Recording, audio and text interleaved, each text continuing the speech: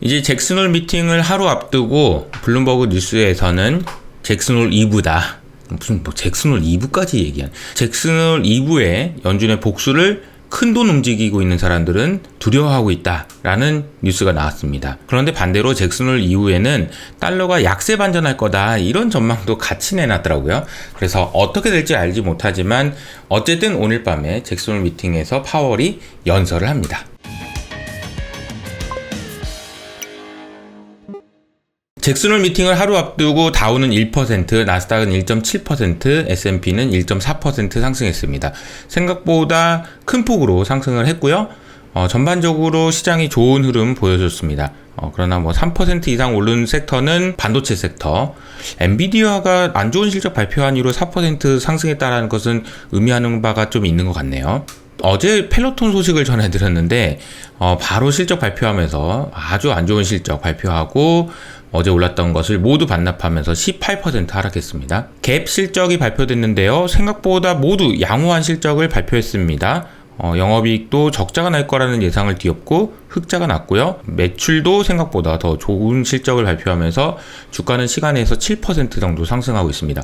우리나라에도 관련주들이 있어서 찾아보시면 좋을 것 같고요. 테슬라가 3대1로 주식 분할을 했습니다. 그래서 297불에 거래를 시작했다라는 이야기가 나오면서 일부 HTS에서 표시가 잘못되면서 엄청나게 이익이 난 것처럼 이렇게 표시가 됐다고 하던데 그런 해프닝도 있었다고 합니다. 미국의 기업들의 마진이 생각보다 좋아서 1950년대 이후로 가장 좋다라는 이게 뭐야? 인플레이션을 소비자들에게 전가하면서 기업의 마진은 이게 지금 1950년대부터 가장 좋은 상황이라고 하네요. 달러 인덱스가 어쨌든 잭슨홀 미팅 앞두고 크게 강세를 보이다가 3일 연속으로 지금 옆으로 가고 있습니다. 숨 고르기 중인데요. 잭슨홀 2부라는 표현이 정말 재밌더라고요. 잭슨홀 2부, 잭슨홀이 그 정도로 중요했었나? 아무튼 잭슨홀을 하루 앞둔 상황에서 큰 돈을 운용하는 사람들은 연준의 복수를 두려워하고 있다라고 얘기하는데 리벤지라는 표현도 참 흥미롭네요. 그런데 이게 무슨 내용이냐면요.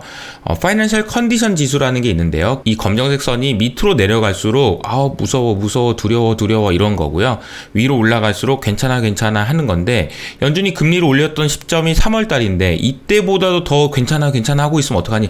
나는 열심히 너를 회초리를 들었는데 너는 왜 이렇게 말을 안 듣고 지금 이걸 안 빠지면 어떡하니? 이런 생각들을 지금 하고 있을 거라는 거죠. 금융환경지수가 올라가기 시작했던 시점이 7월 초라는 걸 감안했을 때 파월이 7월 FMC 회의에서 약간 도비시한 내색을 내비쳤던 것이 영향을 줬을 텐데 이것을 연준 의원들이 좋아하지 않는 것 같다. 그래서 이것은 시장의 기대를 확 뒤집을 그런 무엇인가가 잭슨홀에서 있지 않겠냐. 그래서 잭슨홀 2부에 좀 또 두려움에 떨고 있다라는 이야기가 나오고 있습니다. 이것도 마찬가지인 게 정크본드 지금 살 때냐, 정크본드가 지금 또 다시 스프레드가 이렇게 안정되는 게 말이 되냐, 이런 이제 의견들이 지금 나오고 있는 상황이라는 거죠. 그래서 연일 어제도 블라드 총재가 나오고 계속해서 여는 총재들이 나와서 아니야 지금 이럴 상황 아니고 연말까지 4%까지 올려야 된다니까, 혹은 금리를 올린 다음에 계속 기다려야 된다니까, 오랫동안 높은 금리가 유지될 거야, 금리 내려간다는 생각하지 마 라고 이야기하고 있지만 시장은 말을 듣지 않는다. 이거 말 안 들으면 어떡하겠어, 한번 더 세게 때려야 되지 않겠어 라는 생각들이 지금 시장에 형성되어 있다라는 거죠. 어제 패트릭 하커도 금리 인상 후에 오랫동안 머물러 있어야 된다라는 이야기를 했죠. 그런데 반대로 잭슨홀 이후에는 달러 약세 반전할 거다 이런 의견들도 있는데요. 내용을 정리해보면 잭슨홀 기점으로 달러 강세가 진정될 거다라는 이야기가 나오고 있는데요. 이유는 뭐냐면 달러 강세가 되면서 무역 감소하고, 즉 경기가 안 좋아진다는 얘기죠. 여러 가지 미국의 자산들의 거래도 감소하면서 달러가 약세 반전할 거다라는 이야기입니다. 이건 결국은 매파적인 발언을 하게 된다면 결국은 경기는 더 안 좋아져서 내년에 어쩔 수 없이 금리 인하해야 될걸? 이러면서 이제 달러 약세가 될 거다라는 의견이죠. 달러가 강세가 되는 이유는 미국 경제가 너무 좋을 때도 있지만 지금처럼 리스크를 회피하려는 심리 때문에도 일어난다라는 걸 감안하면 잭슨홀 이후로 달러가 크게 약세 반전할 것이냐, 이 부분에 대해서는 약간 의구심이 있다, 이렇게 정리를 하겠습니다. 뉴욕 연준에서 인플레이션 분석 보고서가 나왔습니다. 공급 측면에서 40%, 수요 측면에서 60%, 즉 수요 측면에 영향이 컸던 것은 사실이나 공급 측면에서도 영향이 40%나 있었기 때문에 이것이 없으면 인플레이션은 큰 폭으로 하락할 거다. 우리가 지금 보고 있는 정도의 숫자는 아닐 거다. 이런 분석 보고서가 나왔습니다. 미국 국채 2년물 금리를 보면은 주식시장이 올라가는 것과 관계없이 2년물 금리는 계속 상승하면서 이전 고점을 뚫을 기세입니다. 금리 인상도 75bp 가능성이 매우 높아지고 있고요. 그러다 보니까 경기에 대한 우려를 반영했는지 어제 10년물 금리는 또 하락했습니다. 헤지펀드가 이탈리아 국채 숏 베팅을 했다라는 이야기가 나오고 있는데요. 헤지펀드가 이탈리아 국채 숏 베팅한 건 너무 당연히 이해가 됩니다. 안 좋죠. 이탈리아 상황 안 좋죠. 그리고 가스 수입 의존도도 너무 높고요. 2008년 금융위기 이후로 가장 많은 금액들이 지금 이탈리아 금리가 올라간다는데 베팅을 했다라는 이야기입니다. 독일과 이탈리아 스프레드도 많이 올라와 있는데 사실 요즘에는 에너지 가격이 더 관심이 많은 상황이긴 하죠. 그런데 어제는 10년물 금리가 좀 빠지긴 했습니다. NT-ESG ETF가 성공적으로 데뷔했다. 그래서 규모는 250밀리언 달러의 자금이 모였고요. 현재 4개의 추가 NT-ESG 펀드가 출시를 계획 중이다. 라고 하고 있습니다. NT-ESG ETF에 대해서는 사실 이런 것 같아요. ESG에 반대하는 움직임도 있어야 된다고 생각합니다. 왜냐하면 ESG가 다 무조건 옳은 것은 아니니까요. 하지만 기후위기나 이런 부분들을 생각하면 글쎄요. 한편 미국의 셰일 기업이나 석유회사는 초호황기를 맞고 있습니다. 가장 수익성이 높은 한 해를 보이고 있고요. 그럼에도 불구하고 투자를 하고 있지 않아서 이런 상황이 지속될 수 있다라는 의견들도 나오고 있습니다. 보시면 그동안 돈을 못 벌다가 작년 올해 어마어마한 돈을 벌고 있다. 그리고 글로벌 석유회사의 잉여 현금 흐름도 올해 어마어마한 돈을 벌 것 같다라는 이야기입니다. WTI가 1.9% 하락했고요. 미국에서는 천연가스가 큰 움직임이 없었지만 유럽의 천연가스 가격은 보시나요? 어마어마하게 지금 올라가고 있습니다. 오펙 국가들이 사우디 감산을 지지한다라는 이야기가 나왔고요. 높은 변동성 때문에 원유 선물 가격과 펀더멘탈 간의 괴리가 너무 크다라는 이야기가 나오고 있습니다. 한편 미국의 석유와 석유 제품의 수출은 최고치를 기록했다라는 이야기인데요. 보시는 것처럼 엄청나게 많은 물량이 미국에서 다른 지역, 유럽이 많겠죠? 지역으로 많이 나가고 있다라는 겁니다. 반대로 미국 기업들의 마켓 시어가 늘어나고 있다라고 볼 수도 있겠죠.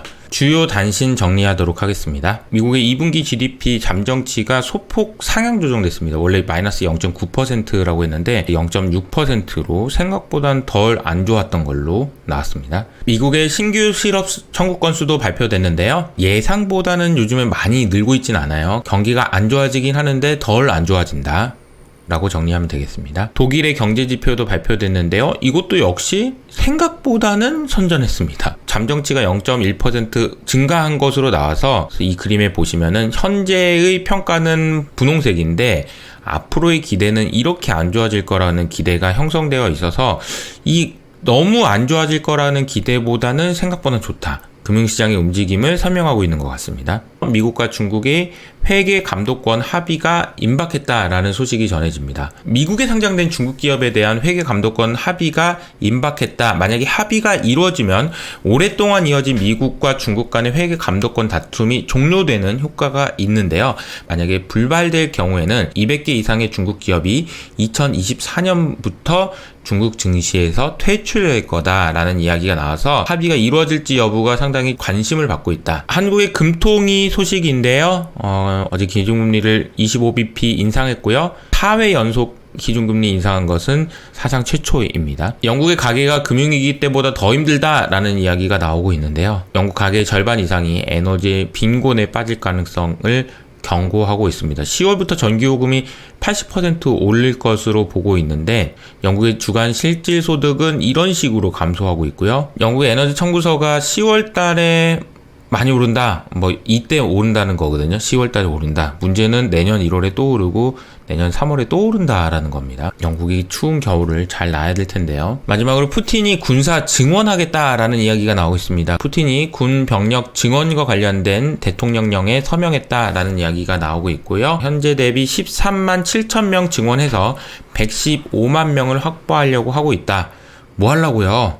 자, 잭슨홀 2부, 연준의 복수라는 표현으로 제가 이야기를 해봤는데, 사실 반대의 가능성도 여전히 있습니다. 왜냐면 이렇게들 다들 생각하고 있으니까 꼭 이런 식으로 시장이 흘러간다라는 보장은 없어요. 하지만, 어쨌든 오늘 밤이 아주 중요한 이벤트가 될 것 같습니다.